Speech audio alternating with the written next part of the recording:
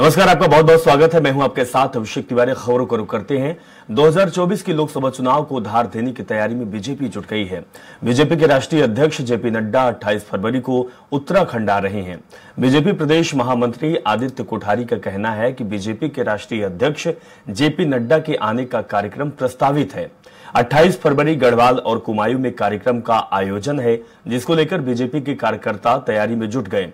उनका कहना है कि लोकसभा चुनाव को लेकर उत्तराखंड में भाजपा कार्यकर्ताओं में जोश भरने और उत्तराखंड में पार्टी को मजबूती देने के लिए उनका दौरा बेहद ही अहम माना जा रहा है।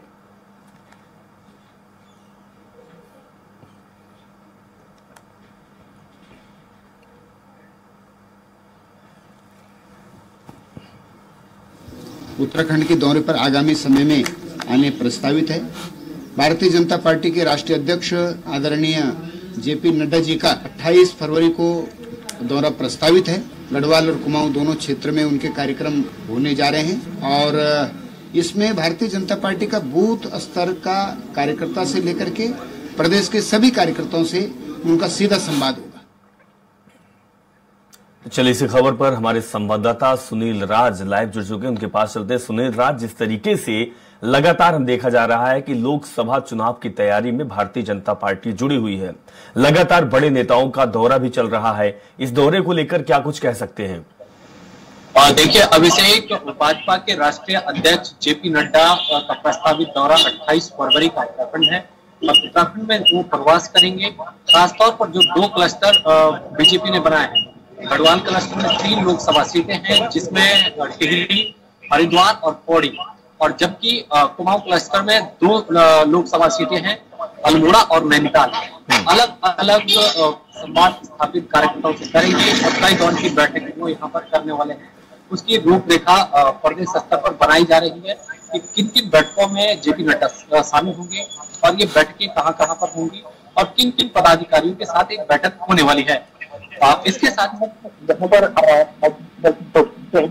वो आज संघ और भाजपा पदाधिकारियों के साथ बैठक कर रहे हैं और कल भी ये यहाँ पर बैठक होने वाली है, जिसमें मुख्यमंत्री पुष्कर सिंह धामी और भाजपा के तमाम नेता शामिल होंगे। बताया जा रहा है, जो सूत्र हमारे बता रहे हैं कि आचार संहिता से पहले प्रधानमंत्री नरेंद्र मोदी का एक दौरा उत्तराखंड का हो सकता है और बड़ी रैली को यहाँ से संबोधित कर सकते हैं, ऐसे सूत्र बता रहे हैं। साथ ही साथ इसमें एक महत्वपूर्ण बात यह है कि जितने भी आगामी कार्यक्रम होंगे, उन कार्यक्रमों को केंद्रित इस पर रखा जा रहा है कि जो केंद्र और राज्य की योजनाएं हैं उनको लोगों तक कैसे पहुंचाया जाए, जो लाभान्वित लोग हैं और उनसे कैसे परस्पर जोड़ा जाए, कैसे उनके तमाम सारी बातें बताई जाए, उसके लिए कार्यकर्ताओं से लगातार संवाद स्थापित किए जा रहे हैं। और यहाँ पर आने वाले दिनों में प्रदेश प्रभारी का भी दौरा होने वाला है और जैसे मैंने आपको बताया कि राष्ट्रीय अध्यक्ष जो बीजेपी हैं जेपी नड्डा वो यहाँ पर रहेंगे और दोनों क्लस्टर, चाहे वो गढ़वाल हो या फिर कुमाऊं, यहाँ पर कार्यकर्ताओं के साथ अलग अलग चरणों में संवाद स्थापित करेंगे। तो कुल मिलाकर ये कहा जा सकता है कि आगामी 100 दिनों के भीतर जितने भी कार्यक्रम होंगे, किस तरह की रहेगा, क्या कब रहेंगे लोगों और जितने भी लाभ केंद्र योजना उन चुनाव पूरी जा रही है। चलिए, शुक्रिया सुनील का तमाम जानकारी साझा करने के लिए। जिस तरीके से आपने जानकारी दी कि जेपी नड्डा का जो दौरा है वो बेहद ही अहम है और 5 लोकसभा सीटें उत्तराखंड में हैं और लगातार भारतीय जनता पार्टी इन सीटों पर कब्जा करने के लिए 5 की 5 सीटों जीतने के लिए दमखम के साथ लगी हुई है। चाहे वो ग्राउंड लेवल की बात की जाए, जमीनी कार्यकर्ता, चाहे पार्टी के नेता, चाहे मंत्री, विधायक या फिर मुख्यमंत्री या फिर केंद्रीय नेतृत्व, लगातार भारतीय जनता पार्टी प्रदेश में सक्रियता के साथ काम कर रही है। और जिस तरीके से सुनील राज ने बताया कि चाहे योजनाएं केंद्र सरकार की हो या फिर राज्य सरकार की हो, क्या योजनाएं लोगों तक पहुंच पा रही है, जमीन तक उतर रही है और लोगों को कितना फायदा मिल रहा है, इन तमाम चीजों की समीक्षा भी हो रही है और इसके लिए कार्यकर्ता और जो अधिकारी हैं वो लगातार सक्रिय हैं।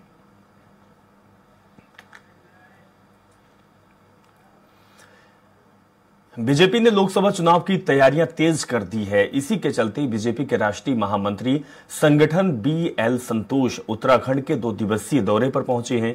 पहले दिन राष्ट्रीय महामंत्री संगठन BL संतोष संघ भाजपा संगठन और संघ के अनुषांगिक संगठनों के साथ समन्वय बैठक कर रहे हैं और कल बीजेपी के सभी मोर्चों के पदाधिकारियों के साथ बैठक लेंगे। आज की बैठक में बीजेपी के प्रदेश अध्यक्ष महेंद्र भट्ट और बीजेपी के प्रदेश प्रभारी दुष्यंत गौतम, बीजेपी के प्रदेश महामंत्री संगठन अजय कुमार शामिल हुए। BL संतोष चलाए जा रहे गांव चलो अभियान, लाभार्थी सम्मेलन, दीवार लेखन सहित 5 अभियानों की समीक्षा करेंगे। इसके अलावा पूर्व में दिए गए कार्यक्रमों को लेकर भी बातचीत करेंगे। ये माना जा रहा कि राष्ट्रीय महामंत्री संगठन अनुषांगिक संगठनों से सरकार का फीडबैक भी लेंगे और साथ में जनता से मिल रहे फीडबैक को भी साझा करेंगे। हम समान विचारधारा के जितने भी संगठन हैं, हमारा आपस में समन्वय के लिए हम लगातार बैठते रहते हैं और उसी निमित्त आज की बैठक भी है और ये नियमित बैठक है, कोई अलग से कोई विशेष इसका एजेंडा नहीं है। महिला कांग्रेस की राष्ट्रीय अध्यक्ष अलका लांबा नारी न्याय सम्मेलन को संबोधित करने गुरुवार को देहरादून पहुंच रही हैं। महिला कांग्रेस की प्रदेश अध्यक्ष ज्योति रौतेला ने बताया कि महिलाओं के लिए आर्थिक सामाजिक न्याय की मांग को लेकर प्रदेश भर में नारी न्याय सम्मेलन आयोजित हो रहा। इसी क्रम में गुरुवार 22 फरवरी को देहरादून में प्रदेश स्तरीय सम्मेलन आयोजित किया जाएगा, जिसे अलका लांबा संबोधित करेंगी। इसी दिन प्रदेश कार्यकारिणी की बैठक भी आयोजित की जाएगी।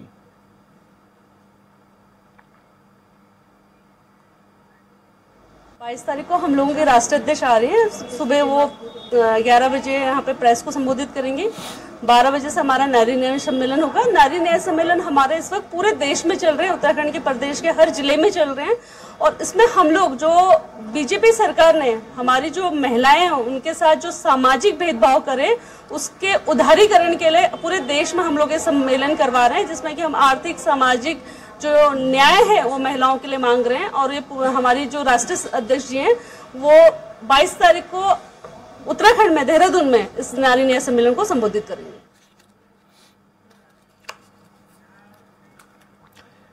दिल्ली दौरे से लौटने के बाद कांग्रेस प्रदेश अध्यक्ष करण माहरा ने मीडिया से रूबरू होते हुए कहा कि आगामी लोकसभा चुनाव को लेकर कांग्रेस अपनी रणनीतियों पर काम कर रही है, लिहाजा इसलिए कि प्रदेश की 5 सीटों पर कैसे दबदबा बनाया जाए। चुनाव को देखते हुए तमाम ऐसे कई महत्वपूर्ण बिंदु थे जिन पर दिल्ली में चर्चा की गई। साथ ही प्रदेश की 5 सीटों पर प्रत्याशियों को लेकर भी बारीकी से मंथन किया गया।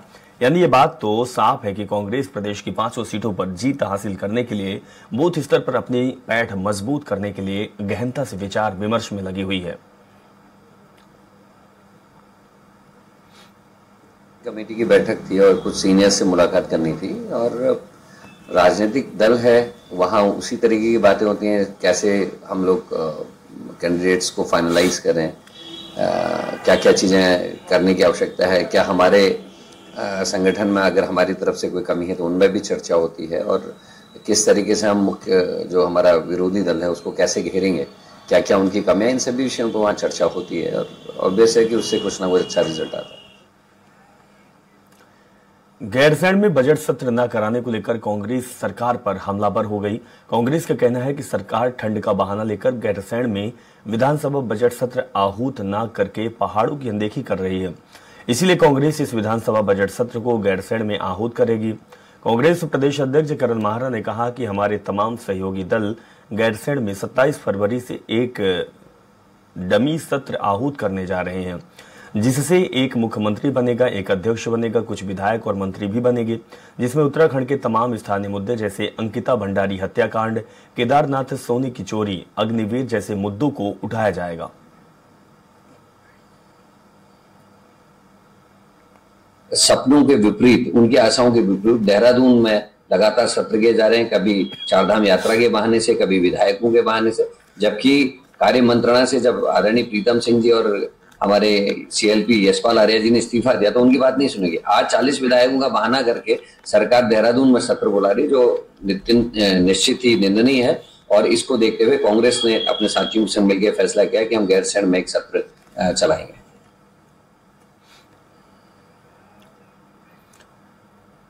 चलिए वक्त हो गया एक छोटे से ब्रेक का, फौरन हाजिर होते हैं। ब्रेक के बाद आपका स्वागत है। खबरों को रुक करते हैं। देहरादून में बीजेपी लोकसभा चुनाव की तैयारी में जुट गई। वहीं बीजेपी के प्रदेश चुनाव प्रबंधन कार्यालय का शुभारंभ होने जा रहा, जहां से बीजेपी प्रदेश के चुनाव संचालन की सभी गतिविधियों पर नजर रखेगी। बीजेपी ने प्रदेश के 11,729 बूथ पर कमेटी का गठन किया है, जिसके अंतर्गत चुनाव का संचालन किया जाएगा। पहले से तैयारी रहती है और आप देख रहे होंगे कि चुनाव प्रबंधन की दृष्टि से प्रत्येक लोकसभा में हमारा कार्यालय खुल चुका है और हमारी चुनाव प्रबंधन समिति बन गई है। और आने वाले समय में केंद्र की तरफ से जो निर्देश होगा, जो रैलियां होंगी या जो भी जिस तरीके के निर्देश होंगे उसको करेंगे। अभी हम गांव चलो अभियान हमारा संपन्न हुआ है। हमारे 12,000 बूथ हैं, सभी पे हम गए हैं और गांव जाके संपर्क किया है। इसी के साथ ही अभी लाभार्थी संपर्क हमारा चल रहा है। देहरादून में बीजेपी वर्षों में टैक्स के बकायेदारों पर नजर। जी हां, देहरादून की बात करें तो टैक्स के बकायेदारों व्यापारियों पर नजर नगम निगम एक्शन मोड पर आने की तैयारी कर रहा है। और सहायक नगर आयुक्त विजय PS चौहान ने कहा कि बीते समय में एक समीक्षा बैठक हुई थी, जिसके आधार पर बड़े बकायेदारों और विवादित मामलों की एक सूची बनाई जा रही है। उन्होंने कहा कि सभी निरीक्षकों को एक संबंध में निर्देश भी दिए गए हैं। इस संबंध में उन्होंने कहा है कि सूची तैयार होते ही बकायेदारों की संपत्ति को जब्त करने की कार्रवाई शुरू कर दी जाएगी। उस समीक्षा बैठक के दिशा निर्देशों के क्रम में हम एक सूची बना रहे हैं, जिसमें हमारे बड़े बकायेदार हैं या हमारे न्यायालय में जो भी लंबित हमारी मांगे हैं या कुछ ऐसी डिमांड जो कि विवादित है, सभी निरीक्षकों को इस संबंध में हमने निर्देश दे दिए हैं। जैसे ही हमारे पास में ये सूची उपलब्ध होती है तो गत वर्षों से जो भी बड़े बकायेदार हैं उनके विरुद्ध हम सीजिंग की, उनकी प्रॉपर्टी को सीज करने की कार्रवाई करेंगे। पंजाब के जालंधर से निकली संत शिरोमणि गुरु रविदास की सोने की पालकी यात्रा हरिद्वार के उपनगरी पहुंची, जहां सोने की पालकी को नगर भ्रमण कराया गया। साथ ही जगह जगह पालकी यात्रा का फूलों की वर्षा पर श्रद्धालुओं ने भव्य स्वागत किया। वहीं पुल जटबाड़ा पर समाजसेवी राजवीर सिंह कटारिया और बार संघ के पूर्व अध्यक्ष एडवोकेट सुशील कुमार के संयोजन में पालकी यात्रा में जालंधर से पधारे संत बाबा निर्मल दास, संत परमजीत दास, श्रवण दास, संत इंद्र दास, संत निर्मल दास, संत गुरु सतपाल दास का माल्यार्पण कर स्वागत किया गया। संत बाबा निर्मल दास ने कहा कि संत शिरोमणि गुरु रविदास के जीवन आदर्शों से समाज को प्रेरणा मिलती है। उनके दिए गए ज्ञान का प्रचार प्रसार करना चाहिए। प्रोग्राम है गुरु रविदास 147वां आगमन गुरुपर्व जो विश्व भर दी संगतां मना रही हैं। हमारे गुरु रविदास महाराज जी का यहाँ आश्रम है, भगवान रविदास आश्रम, बेगमपुरा, निर्मला छोड़ी, हरिद्वार। तो वहाँ हमारे आश्रम में ये पालकी महाराज जी की हम पालकी लेकर आए हैं गोल्ड की। तो वहाँ हम महाराज जी का स्वरूप स्थापित करके लोगों की सुविधा वास्ते और नमस्कार करने वास्ते हम वहाँ स्थापित करेंगे। किसान आंदोलन को लेकर प्रदेश भर में किसानों में आक्रोश लगातार बढ़ता जा रहा है। पंजाब हरियाणा के बाद यूपी उत्तराखंड के किसान मजदूर भी सक्रिय हो गए। संयुक्त किसान मोर्चा उत्तराखंड के नेता गाजीपुर बॉर्डर के पूर्व प्रवक्ता किसान नेता जगतार सिंह बाजवा ने कहा कि केंद्र सरकार ने किसान आंदोलन के दौरान 3 कृषि बिल वापस के साथ ही MSP गारंटी कानून, किसानों पर दर्ज मुकदमे वापिस, बिजली बिल समेत अन्य कई मुद्दों पर समाधान का आश्वासन दिया था और केंद्र सरकार पर वादा खिलाफी का आरोप लगाया गया, जिसके बाद देश का किसान मजदूर फिर आंदोलन की राह पर है। मौजूदा हालातों को देखकर संयुक्त किसान मोर्चा ने 22 फरवरी को चंडीगढ़ में बैठक आयोजित की है, जिसमें देश भर के संगठनों से चर्चा होगी और संयुक्त किसान मोर्चा आंदोलन के साथ आगामी रणनीति तय करेगा। उन्होंने कहा कि वर्तमान में संयुक्त किसान मोर्चा और किसान मजदूर मोर्चा के आह्वान पर खनौरी और शंभू बॉर्डर पर प्रदर्शन कर रहे हैं। किसानों की जिन मांगों को लेकर आंदोलन किया जा रहा है, उन मांगों पर देश भर के किसान मजदूर संगठन एक मत है, लेकिन आंदोलन में किस रूप से सक्रिय रहा जाएगा, इसका निर्णय संयुक्त मोर्चा की बैठक में ही लिया जाएगा। काफी के चलते आज देश भर के मजदूर किसान आंदोलन की राह पर हैं और संयुक्त किसान मोर्चा ने मौजूदा हालातों को देखते हुए 22 फरवरी को चंडीगढ़ में बैठक आयोजित की है। उस बैठक में आगामी रणनीति बनेगी इन हालातों को देखते हुए कि इस आंदोलन में किस रूप में शामिल होना है और क्या गतिविधियां रहेंगी। जो भी संयुक्त किसान मोर्चा का निर्णय 22 तारीख की बैठक में होगा, उसी के तहत आगे का आंदोलन में शामिल हुआ जाएगा और उसी के तहत ही दिल्ली कूच की तैयारी की जाएगी। राजधानी देहरादून में एएनटीएफ टीम नशे के खिलाफ बीते कई दिनों से लगातार कार्रवाई कर रही है।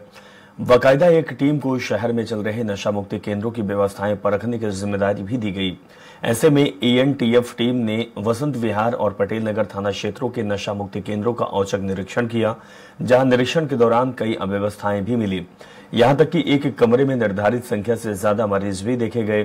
साथ ही मरीजों का भौतिक सत्यापन भी नहीं कराया गया था, जिसके बाद इन दोनों केंद्रों का पुलिस एक्ट में चालान किया गया। नशा मुक्ति केंद्र इस समय देहरादून में चल रहा है, लेकिन चूंकि उसकी गाइडलाइंस भी शासन स्तर से जारी हो चुकी है, उस पर नए कानून भी बन रहे हैं और इस पर नशा मुक्ति केंद्रों में जो हमारी एंटी नारकोटिक्स टास्क फोर्स होती है टीम, उसके द्वारा समय समय पर चेक किया जाता है। तो चेक करने के दौरान जो अनियमितताएं मिली थी, जो गाइडलाइंस है उसके हिसाब से उनको नोटिस भी दिए गए, उसको सुधारने के लिए हिदायत भी दी गई और साथ ही साथ पुलिस एक्ट में जो हमारे पास पावर है उसके तहत उनके चालान भी किए गए। जनपद उत्तरकाशी के हिटाणु में विद्युत विभाग की लापरवाही के कारण मंजीरा देवी स्कूल के छात्र करंट साए में पड़ने को मजबूर हैं। छात्रों का कहना है कि बारिश और हवा के साथ स्कूल के अंदर लगे खंभों से चिंगारी निकलती है, जिसके कारण कभी भी बड़ी दुर्घटना घट सकती है। स्कूल के संचालक का कहना है कि कई बार विद्युत विभाग को लिखित रूप से भी अवगत कराया गया, पर कोई कार्यवाही अभी तक नहीं हो पाई। आपको बता दें कि मंजीरा देवी स्कूल जनपद का एकमात्र ऐसा स्कूल है जहां प्राइमरी से लेकर मेडिकल सहित कई विषयों के छात्र छात्राएं यहां पढ़ने को आते हैं, जहां स्कूल के अंदर से गुजर रही 1100 केवी की लाइन से करंट लगने का खतरा हमेशा बना रहता है।